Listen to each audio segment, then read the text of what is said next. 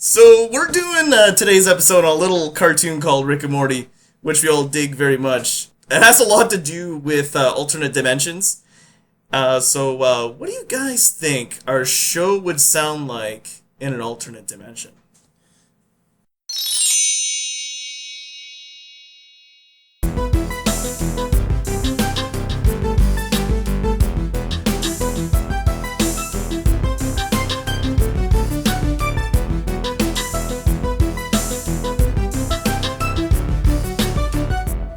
Hey, this is BT, and you're listening to the We Promise Nothing show! What? But a bing, it's my show now! And this is Edgar P. Robinson on the show. Don't forget me here, Chuck Lunette! Whoa, I'm that bum that liked those fancy shoes at one time. Remember me? Now relevant. Yeah, you're in a second skit.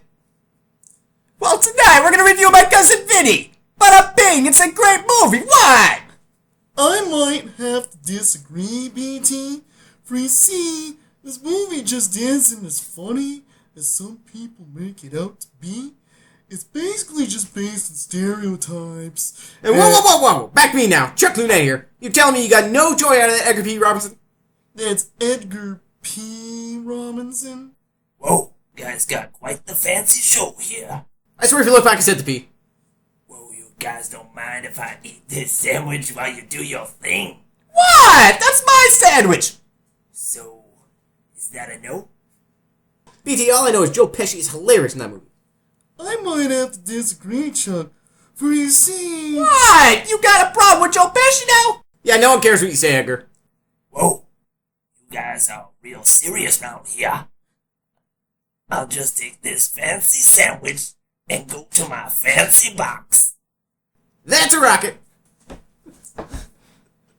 Fucking killing me with the fucking... My fancy box.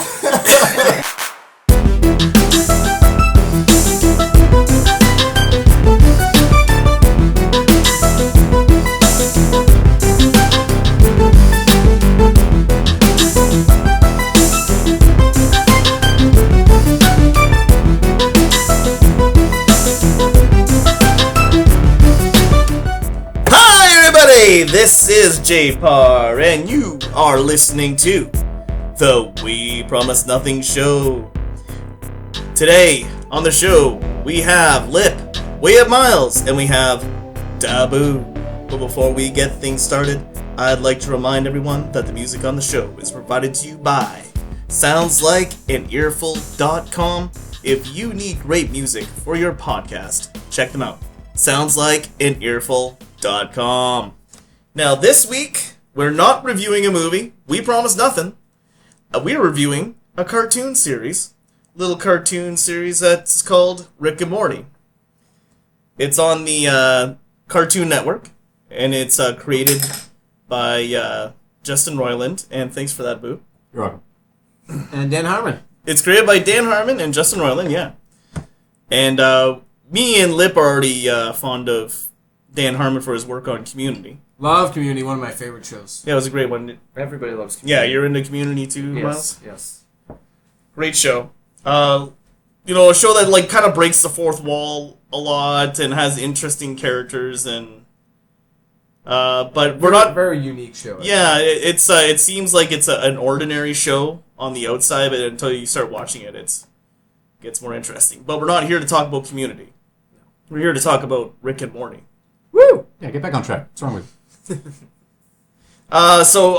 Dan Harmon's a writer, comedian, and Justin Roiland is this great voice actor who does these weird, odd voices for the cartoon. He's almost every character in the cartoon, isn't he? Yeah, it does Rick and Morty, plus I'm sure... Yeah, he does Rick and Morty, plus like all just the random aliens and creatures that you see. Like he's Mr. Poopy Butthole, and he's he's the Meeseeks as well. Yeah. And there's many, many more characters that he is. Just random, weird, annoying characters that he usually does. Now, is that to say that he's actually quite creative, or that he's just really cheap? Because he can't hire any more actors? Well, I think Justin Roiland is just very comedic. I think the two of them just work off each other. Like, yeah, I mean... That's true. Yeah, they would feed off each other. I think that's just what it is. They got like a great comedic relationship, and they're able to feed off each other. Well, there's a certain sense of humor I think they wanted to maintain, and I can get that if they have two people that have a particular humor that only works with each other. So I get that. So for those of you who don't know what Rick and Morty is, they're kind of a spoof of Marty and Doc from Back to the Future. But in this case, Doc is Rick and Morty is obviously Morty, if you couldn't tell by the names. And Doc would be like a drunk grandpa in this case to Morty, who's this, he's probably would be younger than what Marty would be in the movies. Oh, yeah. And What grade do you think he is? Like, I don't know, he's probably like, I don't know, I have no idea. oh, they're in high school? Yeah, they're in high school. I guess they're in He's high gotta school, be grade yeah. 9 then or something. So Yeah. that's probably So maybe he's about the same as Marty then. 14, But either way, 15, Like a It freshman doesn't. season, yeah. It doesn't even matter about the whole Back to the Future thing. 'Cause that's not even a big part of it. It's No. like it's not about really time travel. It's more about dimension jumping and going to these alternate dimensions. Yeah. And just kind of like weird sci-fi kind of stories with a lot of hilarious jokes in it. And just this show kind of takes risks that I haven't seen a show take in a long, long time. And it's a cartoon. It's hard I guess to away with a lot. describe. I tell people it's out of this world, but it's grounded too. Like it's it's so interesting. Like to throw science in there and but still go crazy with all the. Except the crazy- science doesn't really make sense in the show. That I was just gonna say, isn't that something you guys had brought up in that even the terminologies they try to infuse inside the show make them sound like they're smarter than they really are, and even admit to the they fact come that up with nothing makes any really sense. good bullshit things, and then you're like, for a second, it tricks you. You're just like, oh, that's a real thing, but when you're like, that's not a real word. Like, And we're not speaking about wubba lubba dub dub either. That's not what we're which talking is about. Rick's catchphrase, which sounds so stupid at the beginning, but once you start getting into the show, before you know it, you start saying it yourself. Wubba lubba dub dub! They also cover a bunch of other stupid catchphrases that Rick tends to say or not say in the Parasite episode, where there's make up a bunch of different ones, like Ricky Tikky Taffy, hamburger time, boop bloop a snoop a doop, or whatever, like just That's the way the news goes. grass is bad for you. Grass tastes bad. Yeah, that's what it was. That's something like that. But just like a bunch of random things that don't make sense. And that's really where this show shines. The writing is fresh. And it's because they're, like I said, take risks.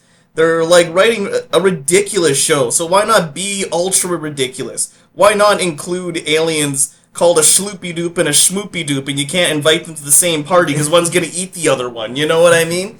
Everybody knows that. Everyone should, or at least they should now after watching Rick and Morty.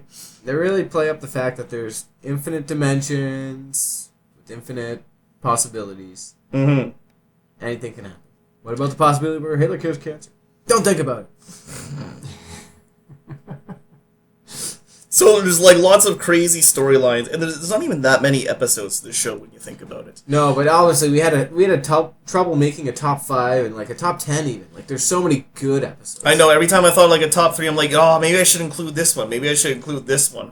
Because there's so many good, interesting episodes, and they're unique. I mean, even if, I don't know, like even from a storyline standpoint, if you just want to see something new and original, this would be something for you. I mean, if you could take the crude humor, which it does have crude humor. I mean, if you're watching one of these kind of cartoons, you should know that by now. If you've, like, grown up watching shows like Simpsons, Futurama, which a lot of people have, then you should be used to the crude humor, and there is a lot of it in this. Like, Rick is a drunk, you know what I mean? He's usually verbally abusive to Morty, but they do it in such a way where you laugh, and it's like, it's terrible, to be honest, but Absolutely. Rick doesn't want Morty to know that he cares about him. that's pretty much what it is. Anytime. But you don't get that unless you watch and you find the underlying story in all the, all the jokes. There's a lot of heart to this show as like an undertone. Yeah, it's a slight undertone. You don't think it's there, but like I said, when you start watching it, you realize that there is this bond between Rick and Morty that makes them unique compared to the other Rick and Mortys in the alternate universes. But at the same time, it makes you question all your moral values because you find yourself laughing at some pretty dark things, and everyone around you is laughing. It's like, oh, it's okay then. Hence the humor goes beyond so ridiculous that you almost find yourself laughing because of how ridiculous it is. It has little to do with how horrible it might have been, right? It's just that's Two the good whole point. examples of that. One is the very first episode, and it's like probably the first time I laughed out loud when I first watched the first episode. And he's like, Rick is trying to get Morty to shoot these bug creatures that are like chasing them, right? He's like, just shoot them, Morty. They're aliens or they're robots. It doesn't matter. And then he shoots them, and then he's like, oh my god, Fred's been shot. Tell his wife and kids. It's like, I thought you said they were robots. He's like, it's just a matter of speech, Morty. They're what's he say? They're bureaucrats. I don't respect them. It doesn't matter. Bruce is bleeding. So, and you're like laughing your ass off, yeah, because you knew that was kind of gonna happen. And then the other one, which is really fucked up, and you laugh at, is the one where the car has Summer trapped in it, and she's trying to protect Summer, and it's gotta protect her, and then like all those cops are trying to stop the car, and it ends up like it kills people, genocide, like anything, just like no, stop killing people, and she's like trying to instruct the car not to kill people, and it has to protect. So it's like this car is like trying to create an algorithm that's gonna protect her and not like hurt people or follow her rules or whatever. The rule she set was to protect her but not use violence. Right. So he uses emotional trauma to cripple the police officers, analyzed them, figured out one had a dead son in a newspaper. Then it's a gestating. She's like gestating, and it pops out this child that's his son, and then he's crying, he's telling her about a ceasefire. And the thing melts in his hands and dies. He's like, Tommy! It's like it's his dead son that died before, and he's like all traumatized. So the cops just leave the car and Summer alone. Like, what? Summer is Morty's sister, by the way. I love the fact that his sister always gets traumatized by everything that tends to happen after Rick and Morty are doing whatever they're doing. I'd she be got willing stuck to in the say, car. I think Rick's ship is the most evil character on that show. What, you don't think it's Rick himself? No, I think he cares about Morty a bit. He does, and that's kind of like his saving grace for that character in some ways. Absolutely. If not, he might be as crazy as the other Ricks. Well, we seen what we assume is the most evil Rick, and then two away was him, and then in the middle, super weird, that guy. So, anyways. It's a great cartoon if you can take the crude humor and you like sci-fi stuff and lots of interesting new storyline points and interesting, unique story points. And should we talk about the duality of the show? There's always two stories. Yes, there's always two. Almost. Yeah, we'll tell you more about the other characters because there is always usually a duality to these shows. Usually, yes. Before we start picking our favorite episodes, which is what we're going to do very soon. We're actually going to argue for our favorite episode of Rick and Morty. Before we do that, we'll let you know about Jerry and Beth, which is the parents of Morty and Summer. And this would be Rick's daughter would be Beth, and she's married to a schmuck named Jerry, who's just a total tool in every way. But masterfully voiced by Chris Parnell, who I like his voice work in Archer, and he plays a very similar dorky character in that one as well. He plays Cyril Figgis. Yes, exactly. He's also Saturday Night Live alum, too. Oh, excellent. Alright, so those are the other two characters, and usually they have a side story that goes along with like Rick and Morty's story on the other side, or maybe sometimes Summer is also involved with Rick and Morty. But on the other side, you have Beth and Jerry, and they have this terrible marriage that, beyond all odds of it being so bad, they just stay together for some reason, even though they have the worst marriage in all reality. So that's usually the other thing. Now, most of the time, those stories aren't as interesting as the Rick and Morty side of the story, where they're going to alternate dimensions and doing all this crazy stuff. I'd agree with that. Yeah, usually it is like Beth and Jerry's side of the story is usually about their rocky marriage. I'd say there's probably 3 or 4 times where I think their story is just as good, if not better. But one of them's the marriage counseling where the monsters come out. Well, that's the one that's just as good because that's the Tiny Rick episode. So that's a very good episode. So anything else you guys want to comment and add? Do you feel like the audience will get a good grasp for this if they haven't? Rick's the grandfather. Morty's his grandson. Yeah. Beth and Jerry the parents, and Summers is Morty's. So they're the Sister. main 5 characters that you see That's- yeah. in every episode. 5? Yes, 5. Yes, fine.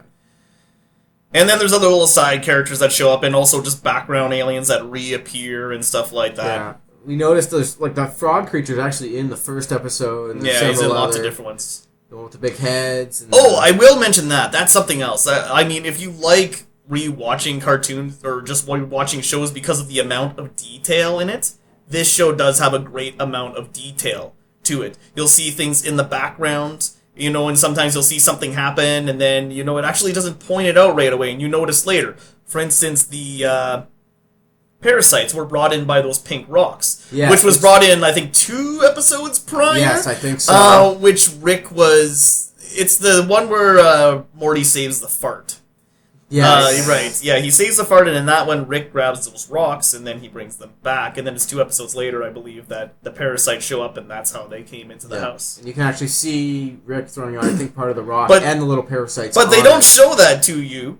In No. fact, that Rick actually blames Summer Summer. for it.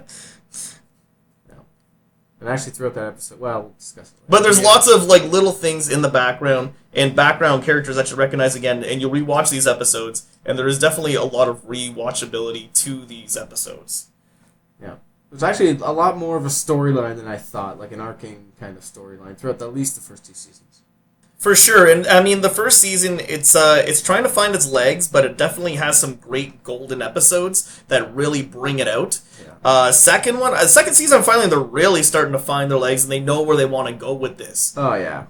Absolutely. and Second it's- season is, I think, a lot better than the And like you said, it's just a lot of jokes at first, but then you start seeing the underlying storyline that's there. When you start seeing this, what are they called? The League of Alternate Ricks? Or what were The they Council called? of Ricks. The Council of Ricks, that's what they were, okay. I don't know if it's so much just finding the ground. I kind of feel like you can see a background history to these characters officially, in one season. Now we know who they are. We don't have to worry so much on what to kind of expect, I guess is one thing. I have to agree, though. Season 2 is kind of one of my favorites because it's actually found its its feet under itself. But that's where I'm just curious because I feel like at the same time that's something I'm worried about. If they've already covered too much ground on jokes that were overdone, it's going to get old pretty fast, and I'm hoping And they a just good don't rehash example too of much. that, I would think, is the one where they watch the TV channels again. Yeah, that was... Because they redid that joke in the second season. The first season, they had one where I guess Rick, he installed something into their cable box to make it so they could watch channels from all the alternate dimensions throughout all the dimensions, basically. interdimensional TV. There you go. So they had all these weird, like, different shows and commercials that you wouldn't see. And it was basically just, I swear to fuck, it was just the two of them drunk, making up the most ridiculous shit they could. Yep. And they recorded themselves and, like, that's a fucking episode. And then they Some gave it to of the them were- animators and said, good luck. Yeah. And then they tried to repeat the process in the second season. Didn't really pull it off as well than they did the first time. And I'll tell you, just as like somebody who's watched the whole series like 2 or 3, probably 4 or 5 times for some episodes, those episodes have very, at least for me, little replay value. Mm-hmm. It's these how spontaneous and random they are the first time that really makes you laugh and go, what the hell? Like, Yeah. You know, and then you're like, oh, it's that thing with that guy again. Oh, okay. At least for me. I know it's not everybody's opinion. Some people love the commercial episodes. That's their true. favorite one. It's true. I've heard that before, so... I would believe that, and it's a part of them going out on a limb and taking those risks. So I don't mind an episode like this every once in a while, even if it is a stinker. At least they went out of their way and tried to do something original, you know? Yeah, like I said before, there is an audience for that episode. People who just love it. Absolutely love it. Can I just say, too, I mean, if we're talking about rewatchability or, review, I kind of feel like one honest reason why I love rewatching or just watching episodes is hearing the different variations of how many times they can merge a burp within every word that Rick comes out of Rick's mouth. They've done it in such a creative way that I'm already kind of intrigued, but then they've done it so many different variations of it that I'm still curious to see how far they can push that, right? They've already done it at the beginning, at the end of a sentence, stretched it throughout the whole length of a sentence. Like, it was unbelievable how many times they've done it. So I'm curious to see how they'll change that up a bit.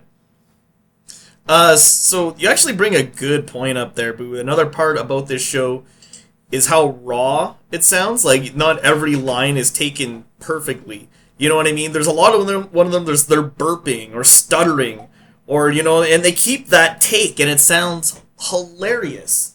Like, I mean, how many times do you hear, like, Morty just stuttering all over a fucking sentence? It's like, just like, it just makes the line sound even funnier. It makes it sound unrehearsed, you know what I mean? And it, I don't know, it adds to the show. What always makes me laugh is, like, the crazy eyes and mouth that they put on Rick when he's burping. Just Yeah, and, like, I was talking about those lips that hang. Sometimes they have those lips that hang from their mouth. It's almost like Ren and Stimpy style, Yeah. Yeah. I think they mentioned in a podcast or talk at some point that is something they borrowed from Ren and Stimpy. I believe it is influenced. Yeah.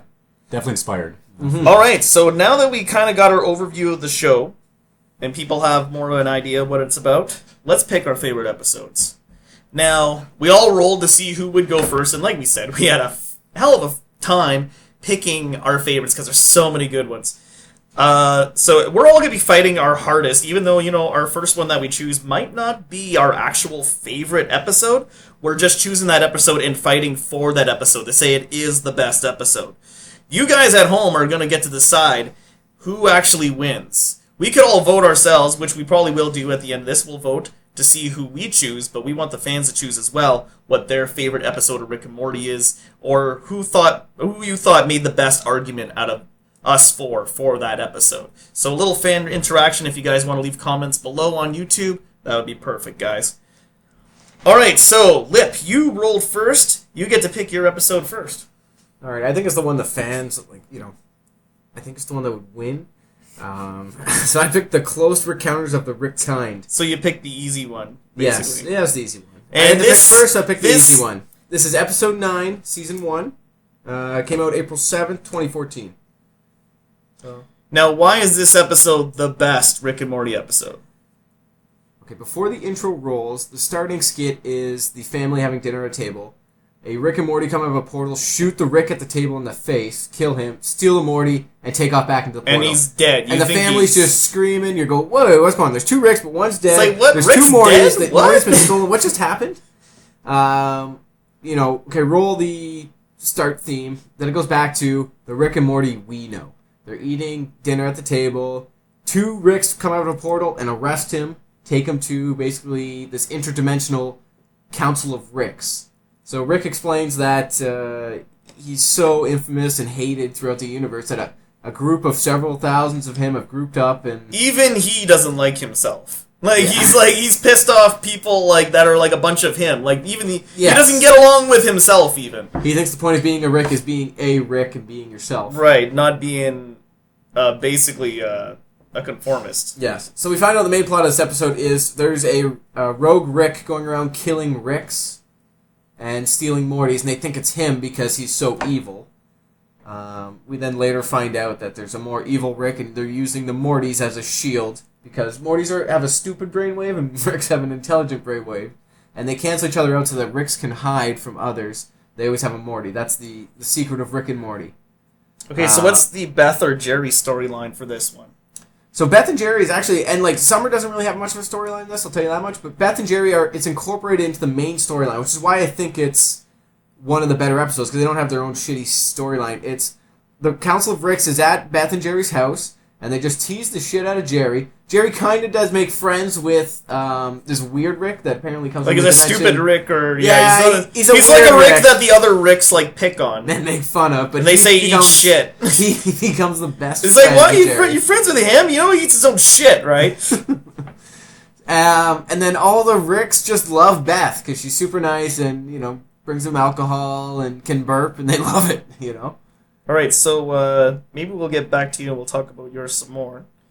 But that's why I think mine's best. And also it's really the first time you learn about these interdimensional Ricks and how many there really are. It makes you really think. All right, so you made some good points Opens there. your eyes. So I rolled second, and he chose that one. I wasn't gonna choose that one because that one's too easy. I want this to be a challenge. I want this to be a fight. So I don't care that you chose that one. I find my episodes a little mind-blowing the first time you watch it. You're like, wow! It's definitely a good one, but I'm going to argue for A Wrinkle in Time, which is the one where they rip their time in half. It's basically what happens. It's the reason why this one's so good, because it's the beginning, the very first episode of the second season. And the reason it's good is because it kind of sets the standard for the rest of the second season. I find the second season to be excellent. Like I said, I found like they found their feet at the beginning, like in the second season, and they knew what they wanted to do with this show. They wanted to make unique episodes that were different, unique sci-fi storylines that were never done before, and visually, I don't think I've ever seen this done before. What happens in this is they rip their timeline. So what happens is you have two scenes going on at once. And it's Rick, Morty, and Summer in this one. And they are fighting, like, okay, so you have one screen at the top. Your screen's split in half. At the top, you got a group of Rick, Morty, and Summer. On the bottom, you got Rick, Morty, and Summer. They're doing different things. Sometimes doing the same because they're trying to sync up their times. They're trying to sync their time back up because they froze time for such a long time to basically have a party. And that way Jerry and Beth wouldn't be able to get the kids in trouble for the party. So this is actually continued from the last season, which is the last episode of the first season. Yes, risky business. Rixy business, which where Rick freezes time for many, many months, and it's kind of like supposedly what happened in between season 1 and season 2, right? Yes. Time was just frozen all that time. So they come back to this, and now somehow because their time is unstable, because Summer and Morty are being so uncertain of what they're doing, it rips the timeline in half. It does it once, and then it does it again, so that way it splits again. So now it's 4. So now you got the screen that's split in 4. Visually, this is interesting. And this is one of those episodes you can watch over and over again, because you're always going to notice something different that happens. Yeah, because there's something... Well, all the positioning is slightly different in each frame. Now, that's really why I think it's the best, because it's original and it really sets the tone for season 2. And also why it's good is because it's one of those few ones where Rick does show that he cares for Morty. He risks his life to save Morty at the end. Now, the second story, which for Beth and Jerry on this one, is actually... Stone Cold Creamery? The Stone Cold Creamery one. I'm not gonna lie. This isn't one of the better side stories for Beth and Jerry. This is more about Beth trying to prove she's the best horse surgeon in the world, and Jerry, kind of like, I don't know how you want to say it, but she just always has something to prove when it comes to this horse surgery, which is a ridiculous job. Jerry's always backhanding Beth the fact that she's a horse heart surgeon. Yeah. But I mean, like, the amount of schooling she had to go through to become, to go through veterinary school, and then you're specializing in surgery, and specifically horse heart surgery. Like, she's extremely educated, and he is just always backhanding her. And Jerry's jobless. Yes, most of the time. Yes, most of the time. So, which makes him just such a tool. Okay, like I said, he is a tool, but that's why this Beth and Jerry story is different. That's why this is also good for the episode, because this is one of the few times that Jerry actually makes Beth happy at the end. So much to the point that Jerry is making fun of Rick and the kids at the end with his bad jokes, and Beth is even laughing because he's done such a good job cheering her up in this episode. It's a rarity, you don't see it too often, that's also why it's the best one. It's true. Usually Beth is sticking up for Rick. Yes. Right? She usually sticks up for her father, Rick. Even Rick is mortified. Yeah. Mortified. Mortified. That's ridiculous. Ooh. Boo. Alright, so number 3, we Sorry, drew guys. Miles. So the episode that I picked was Total Recall. Season 2, Episode 4, aired August 16th, 2015. The reason why I picked it, or I guess we give a general synopsis of the episode. Well, why do you think it's the best? I think it's the best because it has everybody together. There's no duality storyline. Everybody's in the same storyline, start to finish. There's a couple surprises. So this is the Parasite episode for people who follow the show. This is the Parasite episode, so and it also has an arc from previous episodes where we introduce parasites from items from previous episodes. Yeah. So it shows that there is an arc. It's just not random episodes anymore. There is stuff that's happening. If you pay attention to one show, something might happen in the next related to that same episode. There's consistency. Yes. Thank God. So anyways, the whole, I guess, main plot of the story is there are psychic leeches that implant happy memories of themselves and the crazy characters that they made into your brain. So, just skipping right to the end, spoiler alert, the only way to figure out if they're real or not is if you had a bad memory with them. So Because they can't make up bad memories. they can't make up bad memories. That's their only caveat. So that's how they basically end the show, is they figure out who has good memories and who has bad memories, and basically goes from there. But why it's the best episode? I think it's because it starts off, it's like I don't even know it's like an uphill climb. It starts at the bottom, safe. They introduce an uncle. It's like, okay, I can believe that. There's an uncle. They shoot him in the head. He's a leech. So, okay, where's this going? And then There's never been such thing as an Uncle Steve. Yeah. And then it progresses from there. They have a butler. It's like, okay, there could be a butler, but then there's unicorns, there's giraffe pencils, and then it turns out one of the Know characters. me? I'm Long-Tailed Giraffe. Yeah. You have the voice of Goliath too. Keith David. Yep. Yeah. Keith David. This is the first time he does an episode for them. That's the first he comes one. back. He does many And then more. he does it, and then he's the president in the next one with the Get Swifty. So there we Oh, go. His nice. giraffe character was so popular, they had to bring him back for another episode. No, that's a different character. Yeah. And they even make fun of, like, I mean, this is one of those instances, I swear they just went into the office, like, okay, we gotta make up, like, 80 characters for this episode that we're gonna kill off at the end, so it doesn't even matter what they are, just make up the most ridiculous characters you can. And But they'll keep one that will be on later episodes, and you don't know which one. And you don't know that watching the episode. I won't tell you which one is real, but he has a very interesting ending. Hooray! Yeah, hint, hint. But I just add, I kind of have one of my favorite scenes in that particular episode was the, almost like a page out of Where's Waldo. Suddenly it zooms out and every single He little... literally says, Rick literally says that. Yeah, it's almost as though they were breaking into commercial just before they got to that point, because, And this is another one of those moments where Rick and Morty break the fourth. Well, Rick in particular breaks the fourth wall. Right, exactly, and that's part of that humor that I think that lends to itself so easily, and I think that's... Like you said, he again, zooms one of my out. favorite He's reasons like, why I love hey, that. look at all these crazy characters. It's like, where's Waldo? See you guys after these advertisements or whatever he says, like. Exactly. So I just love the fact that if you were to freeze that frame, you could probably pick out every little detail as much as you can, and like you said, through consistency, we might actually see some of those characters that hopefully resurface. You won't see those characters resurface. All those characters are dead. Okay. Except for the one Maybe. that Beth We'll shot at see. the end. All I'm see, saying yes. is that their sense of humor seems to bring back a lot of odd little things. Yeah, and but- that's not the first time they would do that, right? I know what you're saying. You're saying that because I think the joke of the episode is that we're making up 80 characters and we're killing them all. At the end, you're never going to see those fucking characters again. I think the best part for me is when they go into the good memories with these ridiculous characters and how they play into the good memories, and some of them get pretty deep and dark and twisted. For example, Sleepy... Gary? Sleepy Gary. Oh, the Because- storyline that he has with... Because Jerry is Yeah, such a Jerry. loser, he's able to...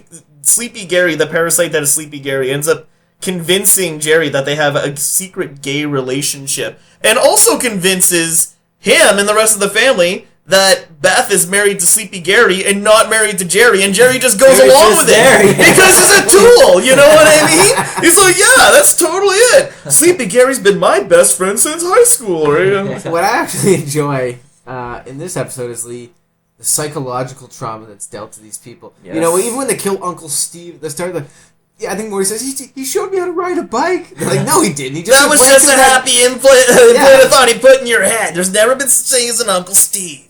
Yeah. So it's just you have all these memories tied to Yeah. these characters, but you've only really known them minutes. Yeah. So it's interesting. to the point where Sleepy Gary wanted to have Jerry, blow his own brains out to join Sleepy Gary. Yeah. That's how fucking twisted this gets, right? Yeah, as well as Well, Rick okay, not because being Jerry able to started kill- even thinking he was a parasite, because that's the kind of loser Jerry is. He thinks so little of himself, right? Well, no, it came down to that at the very end, where they all had a bad memory of the actual family members, and that's what saved them. So Yes. their terrible relationship with each other ended up being their saving grace. Yeah, that was also that's a very good point. And that was also, I thought, a very nice thing too, because it's true. People that you actually do love and care about, you actually do have bad memories with them, yes. and you're still with them despite those shitty memories that you have. So it's like it kind of does roll that up with the family thing again and how they actually care about each other. Hey, thanks for supporting Yeah, this no episode, kidding! guys. Everybody had a good thing to say about it. Okay, So I I think actually we already have, know. I have one more thing to say about yours, probably to add more fuel to the fire. Oh, no. Yours is the only one that's a bottle episode out of I was all gonna mention that the earlier, episodes yeah. of Rick and Morty. And a bottle episode, which they did in Community, is an episode that takes place in one place and only that place and never goes anywhere else. Seinfeld also They did never that. go outside, you know, they never... They lock it down. They literally, the house went in lockdown. They have to lock it mode. down because they Yeah. don't want the parasites to leave. They started counting family members to make sure that they weren't going over the number. But then once the family members that showed up were really cool, Rick just said, screw it. Let's just see how crazy this can get. And it got crazy. Alright, so I'm not supporting yours anymore, Miles. Just Okay. to let you know. I was just helping you explain it. No, Yeah, this- and tons of shows have done bottle episodes. I think Archer just did one where they're all in an elevator. For one Oh, episode. but there might be a side story on that one too. So No, I don't believe there is.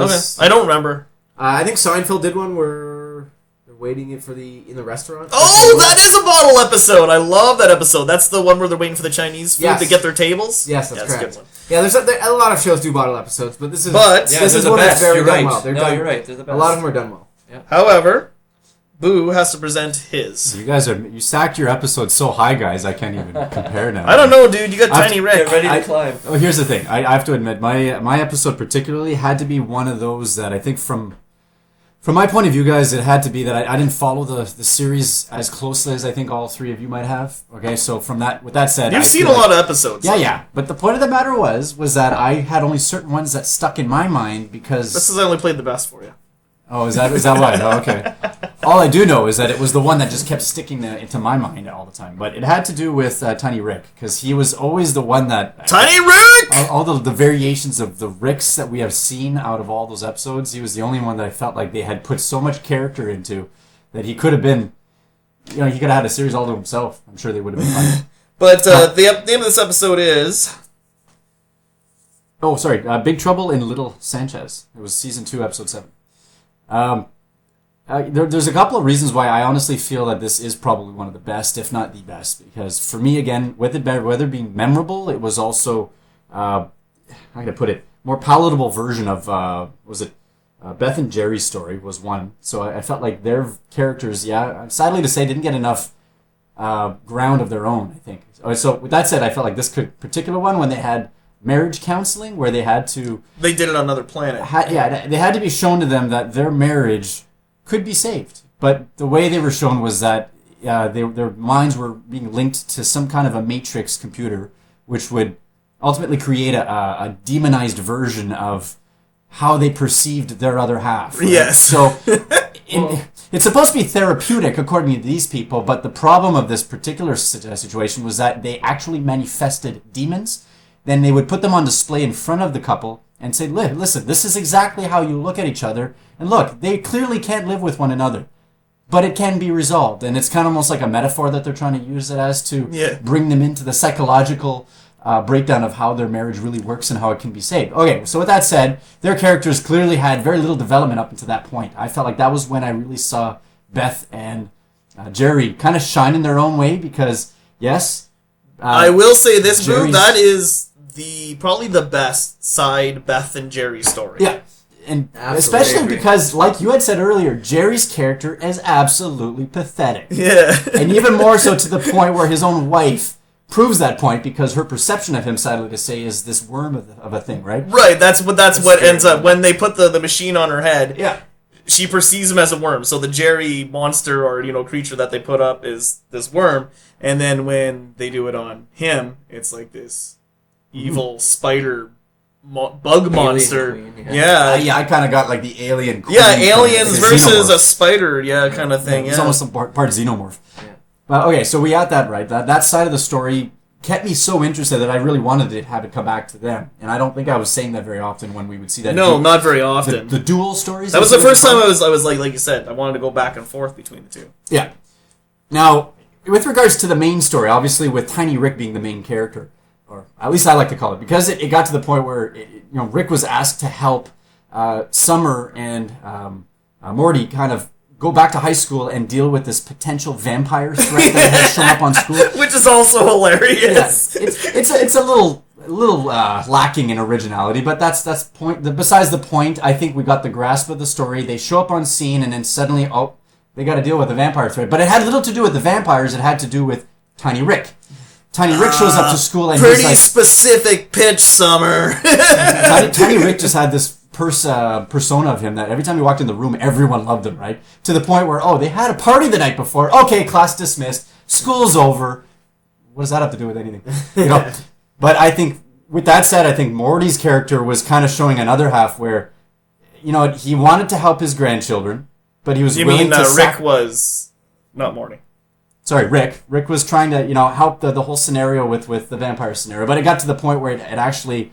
it was more of a shining upon him. And what happened by the end of the episode, it was a matter of, he doesn't want to go back to his original self because he figures in his current form, why bother? He's better. Yeah, because he's younger and... He's younger, he's more hip. He's popular. He's popular, and he's got what he wants. Right. According to his teen angst, as Summer was putting it, right?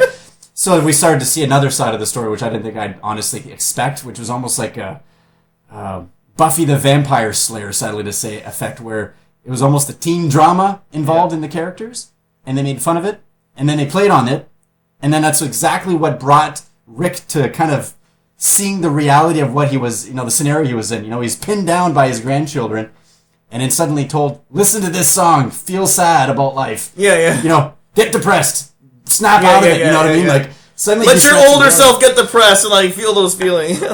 And then, all of that said and done, they finally bring it back to reality. What does he do? He's like, okay, well, I guess I should just cancel out these other Ricks since they never fucking worked in the first place. Yeah, it looks like, it looks like Project Phoenix wasn't the backup plan I thought it was, or whatever, something along those lines. He just starts smashing all these clones. He presses a button, and the whole garage goes down to an elevator, which you had no idea was set up to do. And then he goes down, and Morty and Summer just looking around, and they see just all these glass tubes with different, aged Ricks in them. They forgot to mention something. And he smashed them all with axes. Rick is butt naked this whole time. Yeah, he's butt naked, and Summer's screaming, "Pants!" She's not even mortified by the fact that he's chopping up clones of himself and body parts. She's like, "Pants! Pants!"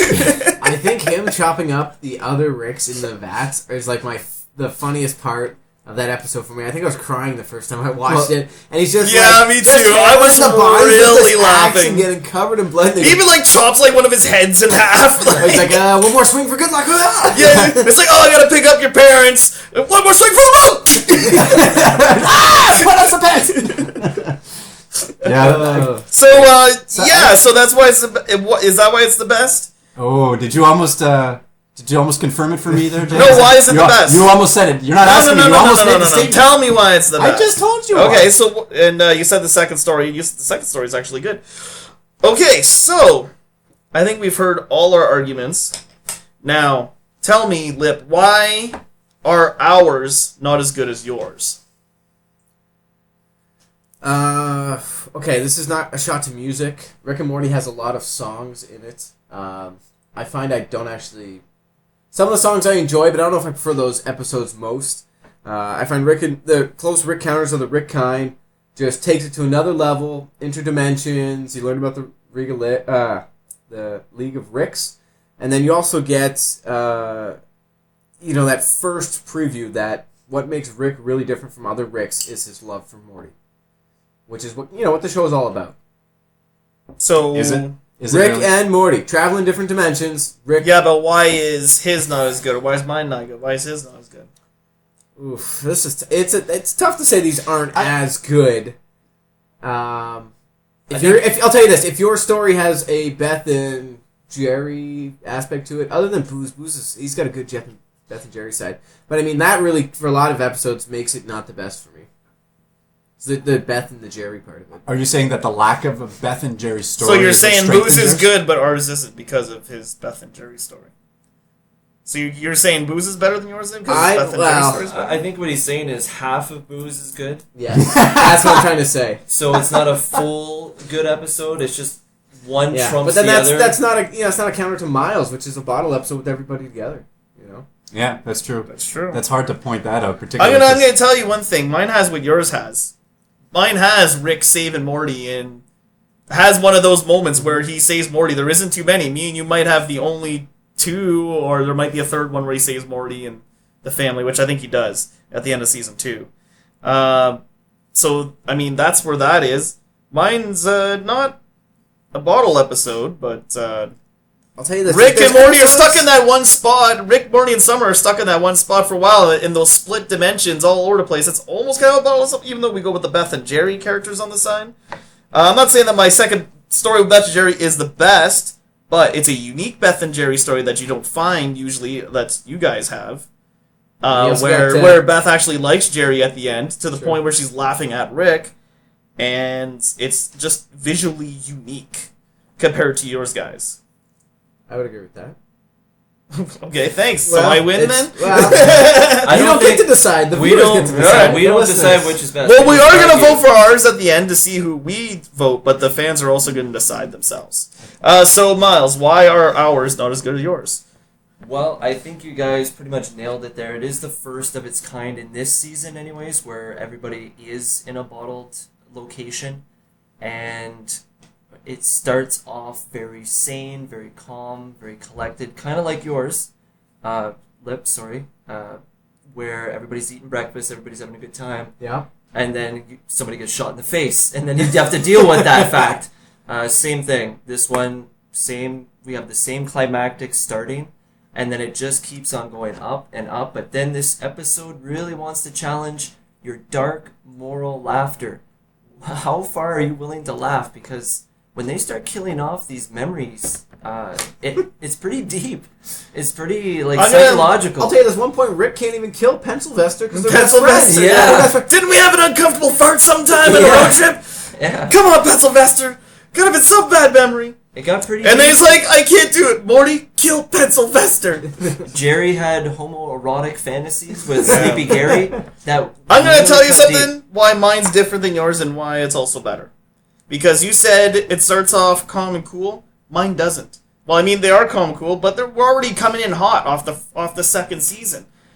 Time has been frozen. There's already something happening going on here. So you're already involved. You're already thrown into the mix of Rick and Morty. So for me, that's another reason why mine is different from your guys.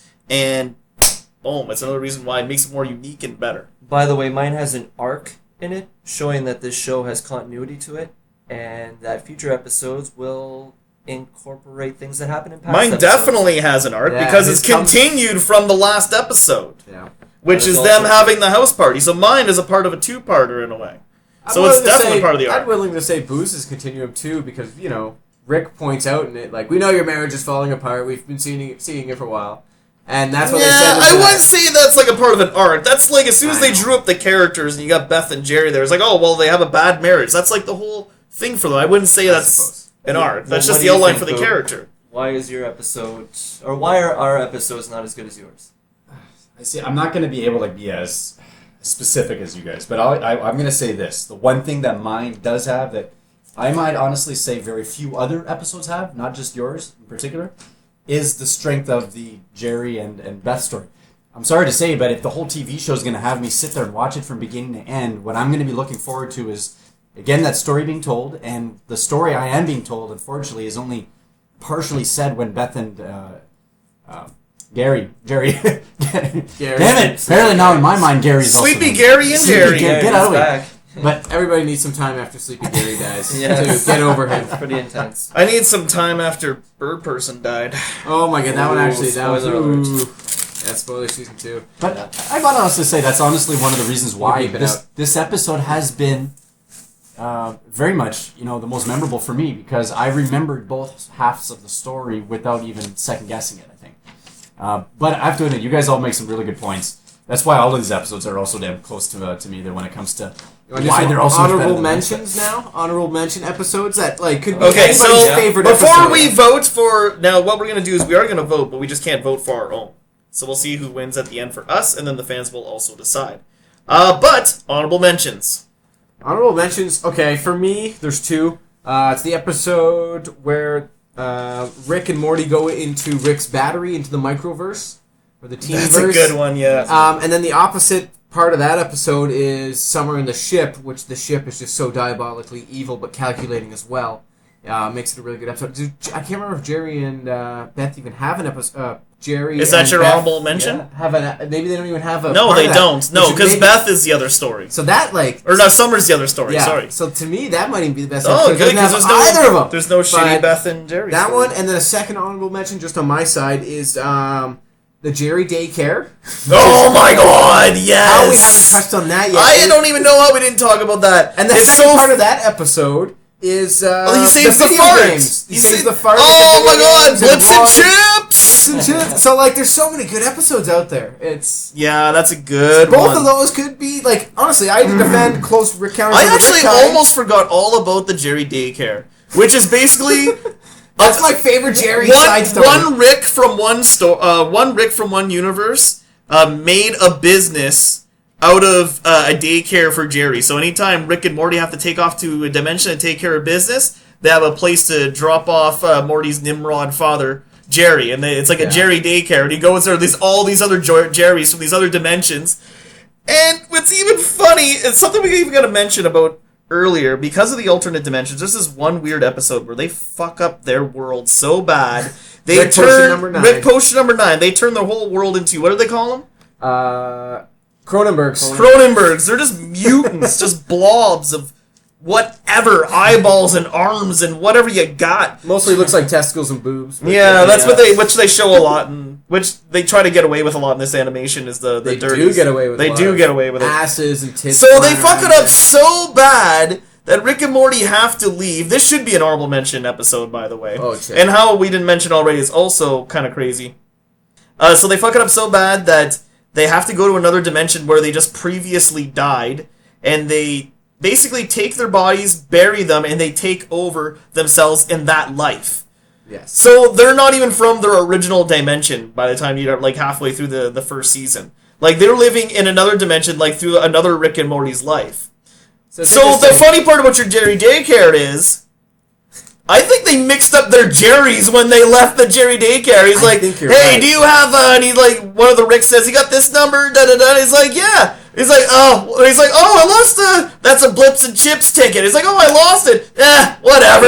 And they just switch their Jerrys. The Jerry's like, "Wait," you know. It's like, so for all we know, the Jerry went to the wrong dimension. You know what I mean? He went to the wrong one. So yeah, so I will say my other honorable mention is the one I just mentioned, Rick Potion number 9. My other one was Rick See Business, where they have the house party that End of season 1. Episode. end of season 1, which is the part 1 of the episode that I chose, A Wrinkle in Time, and they have a house party. It gets out of hand, and they end up teleporting the house to another dimension. And this is another one where a bunch of crazy characters show up at the party, almost similar to the Parasite episode. Yeah. So those are my honorable mentions. First introduction to bird person. And first introduction to Bird Person and Squanchy. That's correct. I like your squanch! Which we learn a lot more about later. That's Rick's. Yeah, and whole then crew. if you watch that episode, you'll learn what squanching is. Okay, so for me, you took one of my honorable mentions, which was Morty Night Run with the Jerry Daycare. But Lawnmower Dog, for me, No, that's a good one. was a good. And that was an early episode too. That was episode 2, season 1, and that for me secured me on the show because they showed you the perspective of a dog flipping the script, where now people were the pets and they were treating them the exact same That way. was kind of cool, actually. So, and that was the Beth and Jerry storyline and Summer, but the other storyline, which was equally as weird, was kind of like an inception, a dream within a dream within a dream. And With they Scary kept- Terry. Yeah, they kept on going into the teacher's mind so that he would pass. math? Morty. Pass math. Pass Morty in math class. In math class, so they had to go into some pretty deep Freddy Krueger dreams. It's Inception very stuff. sexual. And, Yeah, it got very sexual. A lot, actually. not And just one Scary dream. Terry had testicles on his chin. Yeah, Yes. that was a different. I'm Scary Terry, bitch! Well, this guy likes to say bitch a lot! So yeah, that was my honorable mention. It was really cool. Humans being pets, and then their perspective on Inception and how they would deal with Alright. sexual misconduct. I'm gonna be honest. I had no other honorable Okay. mentions. I had a hard enough time to actually just pick my own favorite. You guys didn't leave me with much left. Good point. That's true. So Trust me, we can mention we a gotta lot of actually episodes. wrap this up quick. We can Hold talk on, about can we just one more honorable mention? what's that? Show me what you got. Oh my God! Talking I've got Heads. Get Swifty. Yeah. So that's one where it's basically they're entered in this American Idol like tournament through by this alien race, but the whole planet is in the tournament, and if you lose, then you get disintegrated, and somehow some freak accident happens where all the best musicians in the world dies. This is where Keith David comes back in with his Goliath voice. Yes. And President. it's time to get Swifty. He's the president, and Rick and Morty, well, because Rick dabbles in music, he ends up choosing Rick and Morty for this, so when the big heads come, show me what you got! We also made fun of this in an earlier episode, episode 2? Yeah, 3. Yeah, the skit where Kathy is on Mars or something. Anyways. So yeah, that's a great one. They make up these catchy songs that don't even make sense. It's like, get Swifty! Gotta get Swifty in here! And let's just say it gets dirty real quick. Raise your posterior. And then that's the second one. Oh, yeah! And iced tea was literally a tea Yeah. made out of ice. Water tea. Yeah, from the letter planet or something. Yeah, I don't know. Alpha Betrium. There you go. And then they end up fighting. He ends up fighting the Numericons at the end. Yeah. Which is like a Transformers kind of spoof. All right, so that was another great honorable mention. Thank you, Lipp. I'm sure we missed a couple anyways. Like every episode in that show is. We could talk about Rick and Morty forever, but we are running out of time. So let's quickly vote for one that out of the ones that we chose in here, out of our favorites, but don't vote for your own, and then we'll tally it up and see. Which one did you have, Jpar, again? I had Rickle in Time. God. So everyone has them in? Okay, so I chose Close Encounters of the Rick Kind. So that's one vote there. Should we be Rickle in down? Time. Rickle in Time. And what's the last one? Whatever Booze was. That's what I had. Oh, so Big Trouble in Little Sanchez. Oh, Yes.